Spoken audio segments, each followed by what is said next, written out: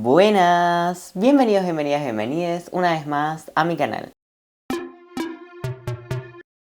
Para el primer video de 2026 elegí traerles un resumen de las mejores lecturas que había hecho durante el año 2025. Ustedes están viendo esto a 2026, pero yo lo estoy grabando unos días antes todavía de que termine el año y decidí recopilarles las 10 mejores lecturas del año. Porque me di cuenta de que tengo exactamente 10 libros a los que puntué con 8,5 o más. O sea, me pareció perfecto, sentí que cerraba por todos lados.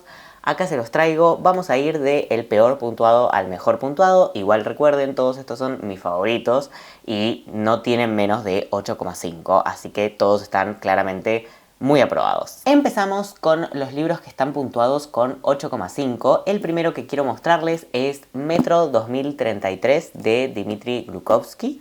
Es la primera parte de una trilogía, ya hablamos bastante largo y tendido de este libro en el canal y también tiene una reseña súper extensa en el blog, pero vamos a resumir brevemente de qué trata este libro. Está situado en una sociedad futurista, posapocalíptica, en la que justamente a raíz de un conflicto nuclear, en este caso, hubo un apocalipsis que no permite a la sociedad vivir en la superficie de la Tierra. Entonces seguimos a nuestro protagonista que junto con el resto de lo que queda de la sociedad vive en el metro de la ciudad de Moscú. En este metro no solo se reorganizó la sociedad, sino que hay criaturas extrañas, hay amenazas que están ahí acechando a la vida de la sociedad como quedó, digamos, pero no es esto lo único interesante que nos va a plantear el libro, esta lucha por sobreponerse a esas amenazas, en parte hasta desconocidas, sino que también nos da mucho detalle sobre esta nueva civilización. En mi opinión, este libro está súper bien planteado, sobre todo como primer libro de una trilogía, es notablemente introductorio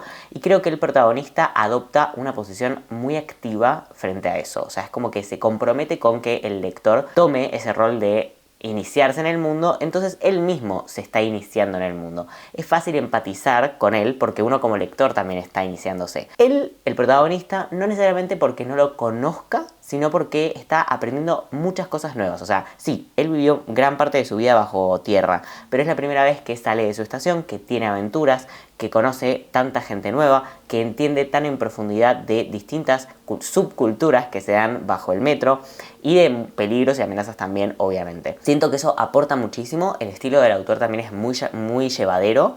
Le puse un 8,5 igualmente porque sobre el final sí me pareció un poco repetitivo.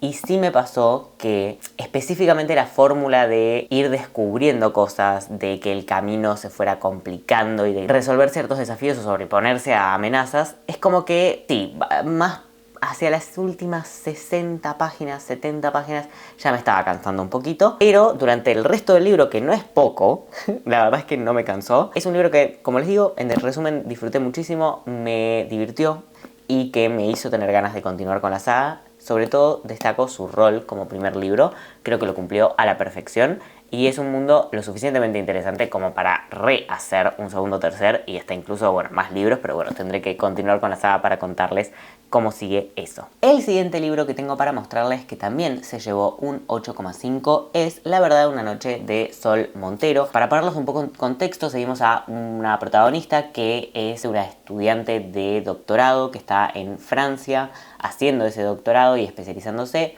mientras termina de escribir su tesis. Su tesis es sobre la ludopatía. Es un tema más específico, no recuerdo exactamente el título o como el nicho específico que tenía la tesis, pero en resumen sería sobre la ludopatía. Pero ella, como persona, tuvo experiencias personales con respecto a la ludopatía ya en su vida. Así que el libro nos cuenta un poco sobre su actualidad, pero también sobre las cosas pasadas que vivió con esto, ya que su padre y una de sus parejas, o su pareja más formal, digamos, también sufrían de la ludopatía. Es un tema que me interesa bastante.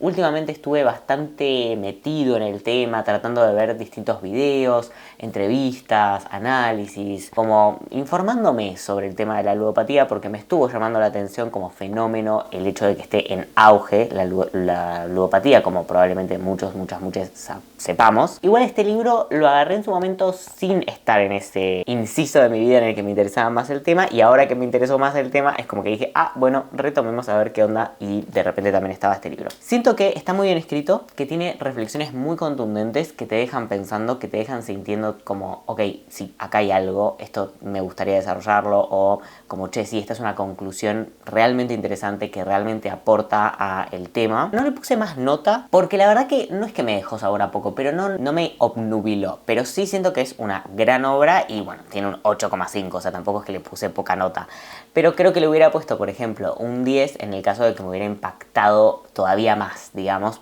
a nivel personal, o que me hubiera movilizado a nivel personal.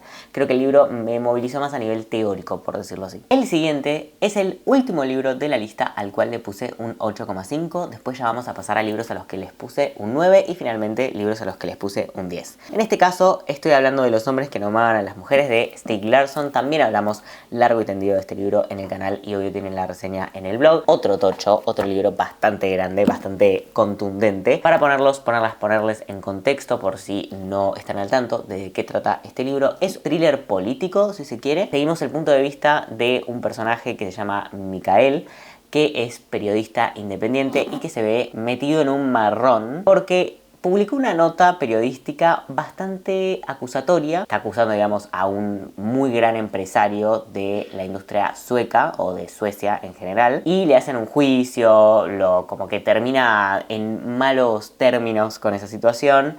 Termina perdiendo gran parte de su reputación e incluso perdiendo el juicio, condenado a años de prisión por difamación. No años, sino meses de prisión por difamación, pero en definitiva tiene una condena que cumplir incluso. Y a raíz de todo el escándalo que se produce en base a la repercusión que tiene su nota, se contacta con él un también empresario retirado o que está como medio en las sombras, ya no manejando al 100% su propia empresa, pero tiene un enigma que quiere resolver desde hace un montonazo de tiempo. Este enigma es la desaparición de su sobrina, que sucedió hace años, hace 20, 30 o un poco más de años incluso, y que nunca nadie pudo resolver qué había pasado en esa situación. Él tiene ese tema entre ceja y ceja y quiere saber qué pasó. Entonces lo contrata a Mikael para que haga una biografía de su familia, pero con un objetivo secreto que solamente saben Mikael y él, es descubrir qué pasó con esta chica que desapareció hace años. Nos vamos a meter en una trama muy intrincada de secretos familiares, pero también de cosas políticas, también de religiosos incluso. Hay muchísimas cosas mezcladas en esta novela y la verdad es que siento que lo hace excelentemente. Tiene una forma de narrar que te mantiene intrigado en cada instante, en cada página. Es muy exhaustiva la narración, o sea, como que tiene muchos detalles, pero en ningún momento parece abrumadora o en ningún momento te da la sensación como de, che, me estás contando cosas que no son relevantes, porque en lo más mínimo, todo lo que cuentan estas páginas resulta relevante, excepto las últimas 50 páginas, diría yo, que me sobraron un poquito. Por eso también no tiene un 10, sino que tiene un 8,5. Sentí que las últimas 50 páginas ya eran como medio repetitivas o que iban a algo que no me pareció necesariamente importante para la trama o que aportara tanto. Así que como que ahí me parece que bajó un poquito, pero el resto de las muchas páginas, porque tiene en total 663 páginas, imagínense, están perfectas. La otra razón por la que le bajé un par de puntos es porque siento que, si bien tiene una gran intención antimisógina, los personajes femeninos quedan a veces reducidos un poco a un estereotipo que siento que es contraproducente con este mismo argumento, pero creo que el autor no lo supo ver, o sea, como que no se me da la sensación de que lo hizo con buena intención, digamos. También hay que pensar que no está escrito hace tan poco. Este título fue publicado originalmente en 2005 y siento que de 2005 a esta parte hubo muchos cambios más que creo que podrían agregarle todavía más a la lucha que bien levanta este libro. Por eso tampoco le bajó demasiados puntos, porque repito, siento que como que fueron detalles que se podrían haber como optimizado, pero para nada siento que sean tremendos o terribles. Y por el otro lado sí siento también que al protagonista masculino tiene más intereses sexoafectivos de los que debería. Como que todo el mundo o todos los personajes femeninos que se le cruzan lo encuentran hiper interesante, hiper atractivo, y me da la sensación de que eso es un poco exagerado. No creo que sea un personaje realmente tan atractivo e interesante como para que todos los personajes femeninos consistentemente le tengan ganas, como para tener un encuentro en ese nivel. No sé, esa es mi opinión. Me pareció eso un poco exagerado, entonces entre eso y que al final se me hizo un poco pesado el libro en las últimas páginas y estos mini comentarios, que les digo que me hubiera gustado que fueran de otra forma, sentí que no era para un 10. Pero como ya venimos diciendo, 8,5 es una nota altísima también, tampoco es que les puse un 5 ni nada por el estilo. Bueno, y empezando con el primer libro del video que tiene un 9, cuya puntuación es 9, vamos a ir con un libro que, si no estuvieron siguiendo mis últimos videos, tal vez les resulte medio raro, medio unexpected, porque es un libro que no tiene mucho que ver con los que les acabo de mostrar, que sale medio de la nada. Estoy hablando de Shadows de Jennifer L. Armentrout. La saga la leí hace bastante, pero hace relativamente poco hicimos en el canal una dinámica en la que yo iba a leer libros que tenía pendientes hace mucho tiempo en mi biblioteca, y uno de los libros que salió elegido para este reto fue Shadows, justamente, porque es uno de los libros que tenía pendientes hacía más tiempo, así que ya tocaba o darle una oportunidad o sacarlo de mi biblioteca finalmente. Le di una oportunidad y me llevé muy grata sorpresa. La verdad es que estoy encantado con el resultado de haber leído este libro finalmente. Les resumo brevemente de qué trata la saga Lux por si no están en tema, por si no la habían escuchado nunca. Básicamente es una saga. Esta es la precuela de la saga, pero primero les cuento de qué es la saga y después les cuento más en particular de este libro. La saga nos cuenta de un romance entre una humana y una alienígena en un mundo que es como el nuestro, digamos, pero que además de ser como el nuestro existen alienígenas. Una chica se muda a un pueblo para recomenzar su vida, si no estoy mal, con su madre, porque creo que sus padres se habían separado, algo por el estilo, pero el caso es que se muda de un lugar a otro en el país, en Estados Unidos, se enamora de su vecino y después se termina enterando de que su vecino es un alienígena. ¿Qué pasa? Él no le puede decir a cualquier persona que es un alienígena porque está bajo un control gubernamental, su estadía en el mundo, y ese control implica, en parte, no contarle a absolutamente nadie que es un alienígena porque lo podría poner en riesgo. Pero además de ese detalle, de que en realidad él no puede decirle a cualquiera que es un alienígena y que eso tiene que mantenerse en secreto, está el otro detalle de que su tipo de alienígena, que son los Lux, tienen un alienígena contrario, o sea, hay otro tipo de alienígena que están como en contra, enfrentados, que si no estoy mal se llaman Shadows, como el título de este libro, que básicamente, o sea, están 100% en contra, los quieren aniquilar, los quieren sacar de la faz de la Tierra. Entonces tienen como ahí una pelea ad eternum y medio que cuando se encuentran es puro choque. Pero este libro es la precuela de la saga, o sea, nos habla de un poquito antes de, y seguimos como protagonista al hermano del protagonista masculino de la saga principal, que es el interés romántico de la chica y etcétera. Seguimos al hermano que también tiene o va a tener una situación de romance con una humana. O sea, él, siendo un alienígena, se va a enamorar de una chica y vamos a seguir su historia romántica en este libro. La verdad tengo que decir que sobre todo este libro destaco que me hizo reír como me hacía reír la saga, o tal vez un poco menos puede ser, pero me volvió a hacer reír, así como lo hacía la saga en su momento. Además, volví a conectar como con una sensación nostálgica, ya no solo por la trama en sí, sino por quién era yo como lector, no sé, como que me reconectó con el yo de hace muchos años leyendo la saga Lux y encantándome, enganchándome con la trama, enganchándome con lo que me estaban contando. Sobre todo es eso lo que le suma puntos, pero además siento que no envejeció tan mal como podría haber envejecido y que tiene como algo muy fresco, muy divertido el estilo de la autora, o sea, te atrapa lo que está diciendo, te enganchan los personajes. Sobre todo destaco eso, que es una lectura amena, y le puse un 9 más que nada por mi experiencia lectora con relación a reencontrarme con un libro que hacía muchísimo tiempo que no agarraba, que no pensaba como lector en esta saga. Y me puso muy contento de reencontrarme con la felicidad que me traía, con las risas, no sé, con el tipo de humor, con dónde está situada. Y la verdad que el final me sorprendió mucho, se los dije también en el video y se los digo en la reseña. Me sorprendió porque yo no me lo acordaba, creo que en la saga principal ya lo sabíamos cómo es el final de este libro. Pero bueno, yo no me lo acordaba y me sorprendió, me puso triste, como que, no sé, no me lo esperaba para nada. Bien, y seguimos con libros que están en este top sobre todo por la sensación que me dieron al leerlos, porque el siguiente libro al que le puse un 9 sobre 10 es Juniper Hill de Devney Perry, el segundo libro de la saga The Edens.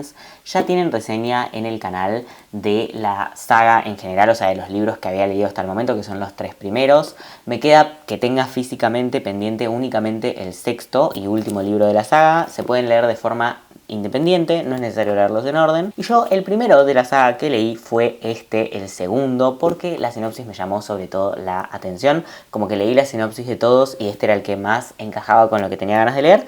Lo leí en el Kindle y después me lo compré en físico para tenerlo y ya lo marqué porque lo fui marcando en el Kindle. Esto se los mostré igual en el video, pero bueno, ahí ven que tiene varios post-its combinando con el verde de la portada. Les cuento más o menos de qué trata el libro, aunque ya se los conté varias veces. Nos cuenta la historia de una chica que se muda de un lugar a otro de Estados Unidos, medio de una punta a otra, siendo madre primeriza y soltera de un niño muy pequeño, creo que tiene 2 meses cuando ella ya se está mudando. Está huyendo de algo que no sabemos nosotros como lectores qué es al principio de la novela, pero que vamos a ir revelando con el paso de las hojas, el pasar de las hojas. Y ella llega a este nuevo lugar que es un pueblo que se llama Quincy en el estado estadounidense de Montana y empieza a trabajar en un hotel como personal de limpieza y se enamora de uno de los dueños del hotel. O sea, el hotel es un hotel familiar que está regido por una de las familias más importantes del lugar de Quincy y su jefa más directa es quien regentea el hotel, pero uno de los hermanos de esta jefa, que se llama Knox, es el que se encarga del restaurante del hotel.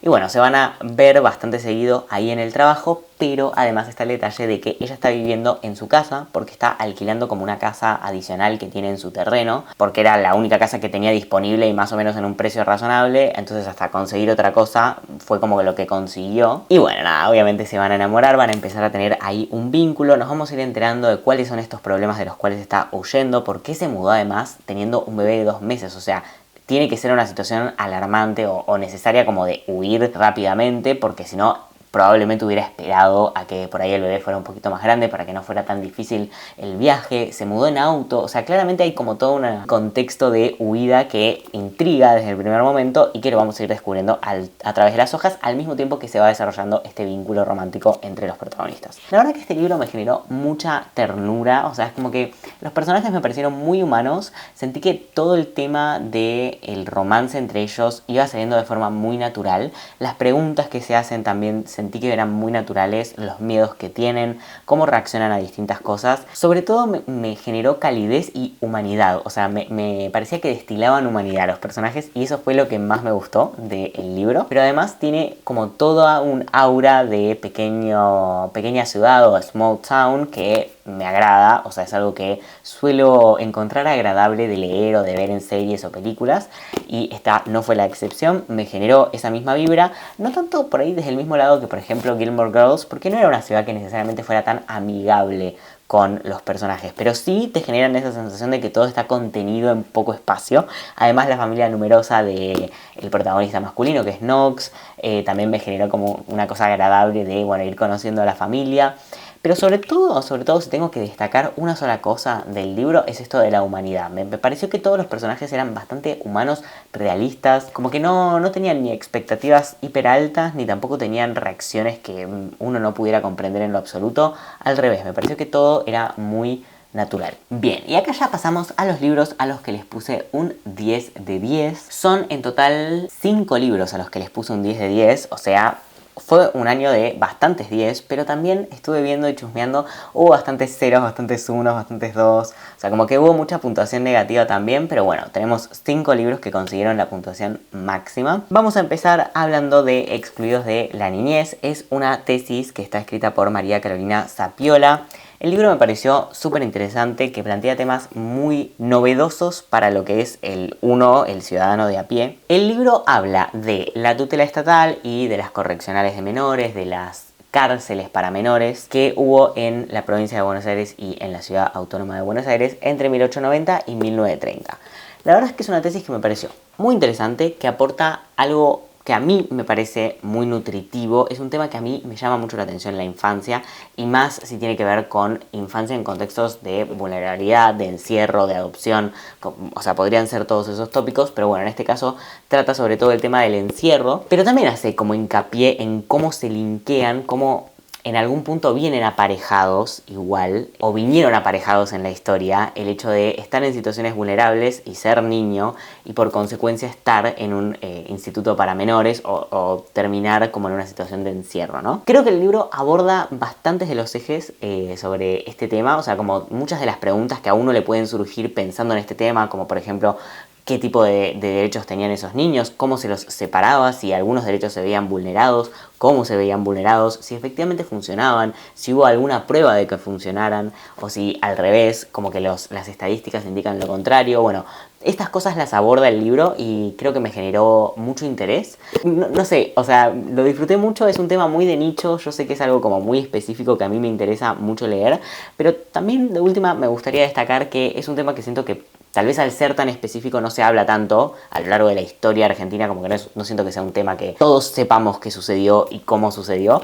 Así que siento que también aporta desde ese lado como su granito de arena a esclarecer la situación de cómo fue este tema específico en Argentina, bueno, en la provincia de Buenos Aires y en Capital en este caso. Seguimos con otro libro que obtuvo un 10, en este caso Ministerio de Invierno, de Juan Cruz Balián, un libro que tiene sus mini puntos negativos. De hecho, en la reseña por escrito los destaco más en profundidad, pero le puse un 10, como bien explico en la reseña por escrito, porque mi experiencia como lector fue increíble. El libro nos cuenta una situación en la que el invierno llegó para quedarse, o sea, estamos en invierno hace mucho tiempo en la ciudad de Buenos Aires. Creo que, si no me acuerdo mal, el invierno es a nivel global, pero bueno, nosotros estamos situados en la ciudad de Buenos Aires y se creó un nuevo ministerio para tratar los temas aparejados a que exista este invierno tan eterno. Por ejemplo, los problemas de distribución de gas, los problemas de qué hacer con la nieve, porque la ciudad de Buenos Aires no era una ciudad que antes tuviera que encargarse de la nieve, ahora sí, bueno, cómo nos encargamos de eso, entre otras cosas que se encarga el Ministerio de Invierno, que fue creado específicamente para el tema. Y nuestro protagonista trabaja ahí, trabaja en este ministerio. Hace un tiempo que empezaron a aparecer unas desapariciones medio sospechosas de gente, cosa que también, de la cual también se encarga en parte el Ministerio de Invierno, de investigar las desapariciones que tienen relación en algún punto con que sea este invierno permanente, que exista este invierno permanente, porque bueno, a veces es gente que desaparece por la nieve o que queda tapada por la nieve en el medio de su desaparición, entonces es parte de las tareas del Ministerio de Invierno en algún punto encargarse de esclarecer estas desapariciones. Vienen siendo un poquito más frecuentes de lo normal. Nuestro protagonista trabaja en este ministerio y en un momento le encargan encontrar un expediente. Sé que parece como medio inconexo todo esto que les estoy contando, pero a lo largo de la novela la verdad es que se van conectando estos puntos. El hecho de que le pidan que encuentre un expediente de forma urgente, que parece como que es el fin del mundo si no se encuentra. Al mismo tiempo estas supuestas desapariciones que no terminamos de saber qué son, por qué están ahí. La verdad es que es un libro que se desarrolla en 4 días y te mantiene al vilo, o sea, al pie del cañón todo el tiempo, al borde de la cornisa, como que te mantiene intrigado, interesado. Sí, lo que destaco como negativo es que el final me dejó como una sensación medio desilusionado quedé con el final, como que no sé si me terminó de cerrar, pero el resto de mi experiencia como lector fue muy buena. Siento que el ambiente está muy bien logrado, que los diálogos están bien, que el narrador logra su cometido de mantenerte en vilo, como les vengo diciendo a lo largo de toda la trama. Siento que todo el resto está tan bien logrado que no me generó tanta negatividad en la experiencia de lectura el final. O sea, es como que sí, no me terminó de convencer, pero bueno, no sé, fue tan bueno el resto que lo pasé por alto, honestamente. Un libro que recomiendo sin dudas. Es una lectura súper ligera, tiene muy pocas páginas y se desarrolla en súper pocos días, así que es muy rápido de leer. Seguimos con otro 10 indiscutido en este caso. Estoy hablando de Cautivos, de Cecilia Pagani. Creo que todos los libros de esta autora tuvieron un 10 porque me encanta cómo escribe, me encanta cómo aborda los temas. Este libro en particular nos cuenta la historia de una chica que desaparece durante la última dictadura cívico-militar argentina, pero además de tocar este contexto tan delicado y tan especial de nuestra historia y tan doloroso de nuestra historia, lo hace con la perspectiva de que esta chica que desaparece también lo hace por machismo. O sea, no lo hace solo por el contexto de la dictadura que avala muchos comportamientos y que como que deja muy desprotegida a toda la gente, a toda la población en general, sino que además le agrega este filtro de que en particular a ella también le pasó por ser mujer. Esta desaparición estuvo relacionada con misoginia, violencia hacia la mujer en general. La verdad es que es un libro muy crudo, no es para nada morboso, o al menos a mí no me lo pareció, pero sí siento que toca temas muy delicados y que lo hace de forma muy directa, muy honesta y muy como abierta, ¿no? O sea, yo siento que no se queda con nada para decir y eso puede ser como duro de leer. En general siento que son temas duros de leer, pero la forma en la que está escrito lo hace todavía más duro, así que les recomiendo que si están interesadas o interesadas en leer este libro, chequeen si están en el momento como para hacerlo. En la reseña que hice por escrito en el blog tienen avisos de contenido del libro, así que les recomiendo que aunque sea chequeen esos avisos de contenido. No son exhaustivos. Puede ser que alguno se me haya escapado, pero al menos a mí como lector me pareció que esos eran avisos de contenido que tal vez estaba bueno como remarcar. Así que capaz chequéenlos y después fíjense si les interesaría leer este libro. No lo estoy diciendo a la ligera esto, de verdad. O sea, es un libro que es brutal en cómo está escrito, es muy fuerte y a mí me hizo llorar de angustia, genuinamente les digo. O sea, hacía mucho que no lloraba con un libro, tal vez sí había llegado con otras lecturas a lagrimear o a angustiarme o a como por ahí emocionarme hasta las lágrimas, pero no había llegado hacía bastante al punto de llorar de angustia por lo que estoy leyendo y este libro me generó eso. O sea, no lo estoy diciendo a la ligera, realmente es angustiante. Sobre todo porque además tiene una prosa muy única que destacaré todas las veces que sea necesario. Cecilia Pagani escribe de una forma que a mí me encanta. Me parece una de las mejores escritoras argentinas que tenemos hoy en día, de verdad. O sea, lo digo habiendo leído 3 de sus libros y habiendo leído un montón de otras escritoras argentinas y otros escritores argentinos. Y siento que ella es top. O sea, de verdad siento que es de las mejores escritoras y escritores de Argentina que tenemos hoy en día. Librazo, súper recomendado tanto este como el resto de ella. Ya vamos terminando, nos quedan solamente 2 libros que repasar. El siguiente es una novela gráfica, la única que leí en el año. Es Ese verano oscuras de Mariana Enríquez, un libro / novela gráfica que me transmitió a la perfección esa sensación pegajosa del verano, que un poco la estoy viviendo ahora mismo. Está ilustrado, pero los textos, o el texto en realidad, está hecho por Mariana Enríquez. Entiendo que es como un cuento de terror o una novela de terror. La verdad es que siento que está muy bien hecho, o sea, tiene como ahí distintos tipos de ilustración. Además de transcurrir en verano, transcurre en una situación en la que se corta la luz, no hay mucho para hacer, la situación económica es medio precaria y la verdad es que toda la narración te lleva como a sumergirte en ese aura, en ese contexto, en esa sensación, ¿no? La verdad es que sí, me gustó mucho, lo recomiendo. Siento que es además muy fácil de leer, para mí que me cuesta mucho leer todo lo que tenga imágenes y texto a la vez. No me resultó complicado. Sobre todo creo que ayuda que tiene tipo texto, imagen. O sea, no está como el texto sobre la imagen. Entonces puedes prestarle atención al texto y después a la imagen. Pero nada, en fin, la verdad me gustó muchísimo. Y me gusta haber por fin leído algo de Mariana Enríquez. Si bien es algo que sé que no es tan conocido de ella. Todavía tengo pendiente Nuestra parte de noche, que ya lo tengo en mi biblioteca físico para leerlo. Pero bueno, al fin le di una oportunidad a la autora. Y el siguiente y último libro es uno que ya salió en el canal, que ya les conté, que me había gustado mucho. Estoy hablando de I Have Some Questions For You, de Rebecca Makkai. Un policial que creo que está muy bueno, sobre todo por sus técnicas narrativas, por un lado, que destaco mucho, o sea, siento que está muy bueno. Y por el otro, por la forma en la que introduce todas las aristas de los temas que está tratando exhaustivamente y aún así llega a ser muy interesante. Creo que es algo que comparte un poco, ahora que lo estoy diciendo en voz alta, con el libro de la trilogía Millennium, con Los hombres que no amaban a las mujeres. Creo que eso es algo que está compartido en estas dos novelas. Son novelas largas, exhaustivas, que no se dejan un detalle afuera, pero que aún así logran mantenerte enganchado, que logran que quieras seguir leyendo y que cada página sea hiper interesante y que quieras exprimir todos los detalles que te están contando. En particular, esta novela nos cuenta de una señora ya casada con 2 hijos que vuelve a su colegio secundario porque es convocada para dar 2 cursos, o sea, 2 clases optativas que la gente puede elegir. Pero tiene la particularidad de que ella hace muchísimo tiempo que no vuelve y cuando se fue, la última vez que estuvo en ese lugar, acababa de fallecer su compañera de habitación. Nunca se terminó de esclarecer por qué había fallecido su compañera. Falleció como en circunstancias medio dudosas y hay una persona encarcelada por este hecho, o sea, hay un supuesto asesino, pero que la protagonista un poco nunca terminó de creer que fuera realmente el asesino.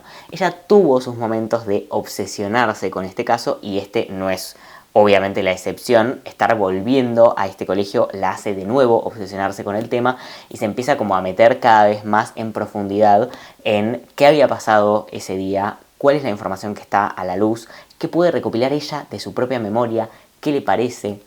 Y además resulta que una de las clases que va a dar, que va a impartir, es sobre creación y realización de podcast. Y una de sus alumnas decide hacer un podcast específicamente sobre este caso. De hecho, no sé si es sobre este caso en particular o sobre casos que habían pasado y toma este caso como ejemplo en uno de los capítulos del podcast.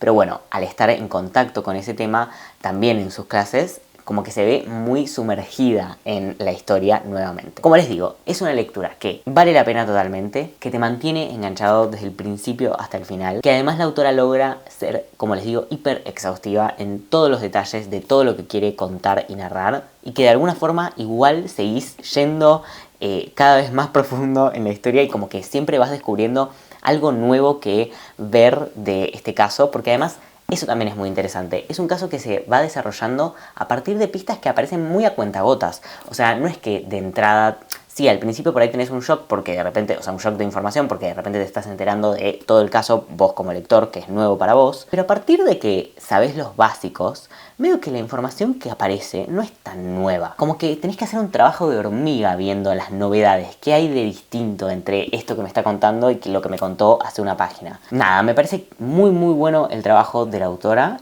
Y además, como les digo, las técnicas narrativas que usa me parecieron muy interesantes, particularmente igual más que las técnicas narrativas, la técnica de usar la segunda persona, creo que queda fantástico en el libro en particular y además creo que está muy bien usado. O sea, además de que en el libro en sí queda muy bien, lo usó muy bien.